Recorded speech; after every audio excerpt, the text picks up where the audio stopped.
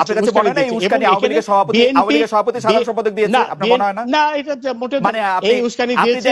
আপনি দেখেন জাসির চৌধুরী, আমার কেসটা দেখেন, আপনি অ্যাটর্নি জেনারেলকে বলছেন যে কোটা বাতিল করো, অ্যাটর্নি জেনারেলকে বলছেন, আর মুখে বলছেন রাজাকারের বাচ্চা, আপনি মুখে বলছেন রাজাকারের নাতিপুতি, আপনি মুখে বলছেন কোটা। যারা নিজেরাই বলে তুমি কে আমি কে, রাজাকার তারা তো নিজেরাই বলছে আমরা রাজাকার। হ্যাঁ, না, কারণ প্রধানমন্ত্রী বলেছেন, প্রধানমন্ত্রী বক্তব্য তো শিরোধার্য, প্রধানমন্ত্রী বক্তব্য তো শিরোধার্য, প্রধানমন্ত্রী বক্তব্য তো শিরোধার্য। একটা তারিখে দিয়ে শুরু হয়, যারা হিসাবে আপনি আমাকে শিখিয়েছেন, দিনের পর দিন আপনার ঘরে আমি গিয়েছি, আপনি শিখিয়েছেন দেখতে হবে রুট কজ, দেখতে হবে রুট কজ। আমি বলছি যারা আপনি শিখিয়েছেন জাসির চৌধুরী, যারা এই পরিস্থিতি সৃষ্টি করেছে তারাই এই জন্য দায়ী। পরিস্থিতি সরকার সৃষ্টি করেছে শিবির, এই যে শিবির জামাত, এটা তো বাস্তবতা। এই শিবির জামাত বাংলাদেশের রাজনীতিতে কি ভূমিকা পালন করছে সেটিকে আমাদের জানা নেই। শিবির জামাতের এত শক্তি আছে, আওয়ামী লীগ 4টা ইলেকশন করলো পর পর, শিবির জামাতের এত শক্তি আছে, অবশ্যই 4টা ইলেকশন করলো। শিবির জামাতের শক্তি, তারা বিদেশ থেকে পয়সা পাচ্ছে প্রমাণিত, তারা বিদেশ থেকে নির্দেশনা পাচ্ছে প্রমাণিত, যে পয়সাগুলো দেশ থেকে চলে যাচ্ছে সেগুলো শিবিরের দিয়ে আসছে না। এগুলো শিবির আবার ফেরত পাচ্ছে। এই জিনিসগুলো তো বাস্তবতা, এগুলো তো প্রমাণিত সত্য কথা। এবং এই যে গতকাল যখন নূর নামে একজনকে যখন ম্যাজিস্ট্রেট কোর্টে প্রডিউস করা হলো, তখন সেইখানে যে ইটা ছিল, ফরওয়ার্ডিং ছিল, সেই ফরওয়ার্ডিং এ বলা হয়েছে যে নূরের সাথে এই কোটা আন্দোলনের নেতৃত্ব দিচ্ছে এমন দুজন ছাত্রের কথা হয়েছে। এটি তারা পেয়েছে সেই কথা, এবং তারেক জিয়া যে নির্দেশনা দিচ্ছে থেকে লন্ডনে বসে, সেই প্রমাণও তাদের কাছে আছে, সেগুলো প্রমাণ পেয়েছে। সুতরাং এবং শিবির জামাত আমরা উপেক্ষা করে যাব এটা তো কোনো কথাই হতে পারে না। শিবির জামাত আমাদের দেশে ধ্বংসাত্মক রাজনীতি করছে।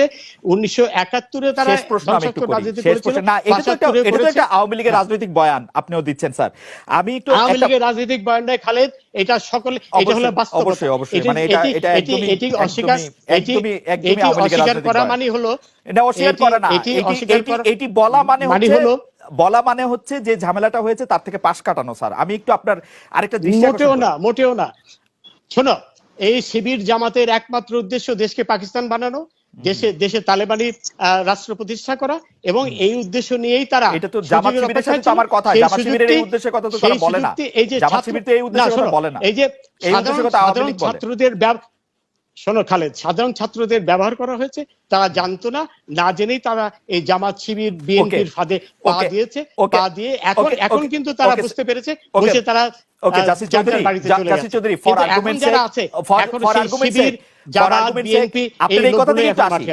আর্গুমেন্টস আমি একটু এই কথায় আসি।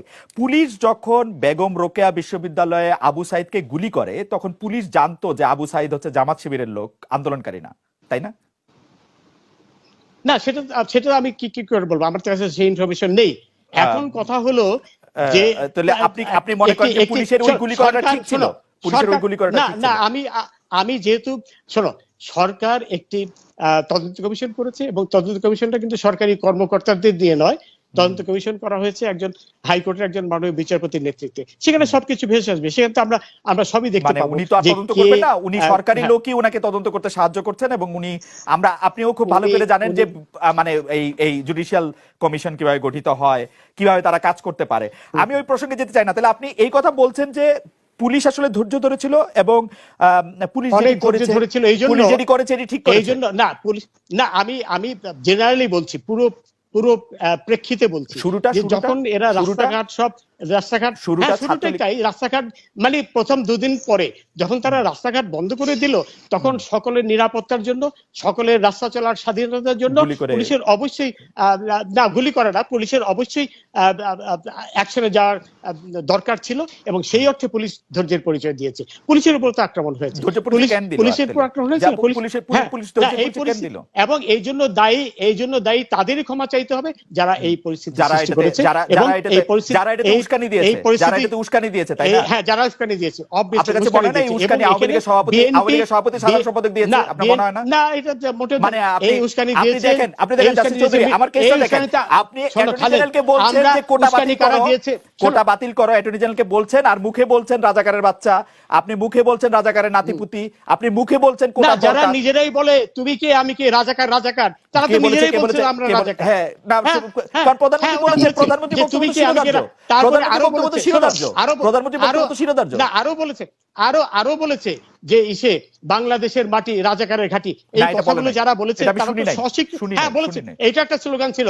এবং সবচেয়ে আরেকটা বড় কথা হলো যে এইখানে এই কোটার, শোনো, কোটার সাথে ভারতের সম্পর্কটা কি, তারা ভারতের বিরুদ্ধে স্লোগান দিয়েছে। সবকিছু মিলে এটি অত্যন্ত পরিষ্কার যে এটি মোটেও কোটার বিষয় কোনো বিষয় ছিল না।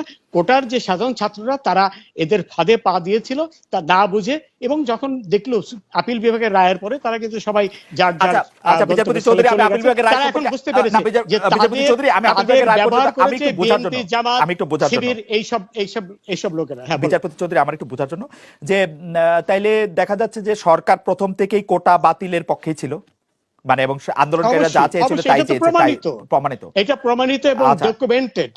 তারপর ডকুমেন্ট তাই বলছে। ওবায়দুল কাদের, আওয়ামী লীগের সাধারণ সম্পাদক, আওয়ামী লীগের সভাপতি, প্রধানমন্ত্রী শেখ হাসিনা এবং আইনমন্ত্রী যা কিছু বলেছিলেন, তাদের বক্তব্য না, খালেদ শোনো, তারা কিন্তু কেউ বলেনি যে কোটার পক্ষে। সবচেয়ে বড় কথা, অ্যাপিলেট ডিভিশনে কি ডকুমেন্ট গেল সেটাই তো আমরা দেখব। এবং তারা কিন্তু ওবায়দুল কাদের সাহেব বলেনি। আপনি কিন্তু একটা ছোট জিনিস ওভারলুক করছেন মাই লর্ড। আপনি কি দেখছেন যে অ্যাপিলেট ডিভিশনের কাছে যে কাগজটা গেছে, সেই কাগজটা গেছে আন্দোলনের চতুর্থ দিনের মাথায়, অন্তত 25 জন মানুষ মারা যাওয়ার পরে অ্যাপিলেট ডিভিশন সেই কাগজ তৈরি করা হয়েছে। না, শোনো, আপনাকে ডেটটা বলেন, আমি মিলায়ে দেখি। আপনি ডেটটা বলেন। প্রথম দিনে এই ঘটনা ঘটার আগেই মার্কিন যুক্তরাষ্ট্রের ম্যাথিউ মিলার বলে ফেলল যে 2 জন লোক মারা গেছে, যেটি একেবারে নেহায়েত একটা মিথ্যাচার জনিত সংগঠন ছিল। আপনি আমাকে একটু টাইমলাইনটা বলবেন, সরকার কবে এই কেভিয়েটটা তৈরি করছিল অ্যাপিলেট ডিভিশনে দেওয়ার জন্য যে আমরা কোটা চাই না? এই কেভিয়েট তৈরি, শোনো, এই কেভিয়েট তৈরি করেছে সেই হাইকোর্টের রায় হওয়ার সাথে সাথে। 4 জুন, এই মুহূর্তে আমাকে দেখতে হবে। হ্যাঁ, সাথে হাইকোর্টের রায় হওয়ার সাথেই তারা কেভিয়েট দিয়েছিল। হ্যাঁ, সুতরাং এই প্রথম দিন এবং সেদিনই কিন্তু অ্যাটর্নি জেনারেল বলেছে। জাসির চৌধুরী, আমি আদালতের রায় নিয়ে আসবো। অ্যাপিলেট ডিভিশনে গেছে। জাসির চৌধুরী, আমি আদালতের রায় নিয়ে জাসির চৌধুরী, আমি আদালতের রায় নিয়ে এসে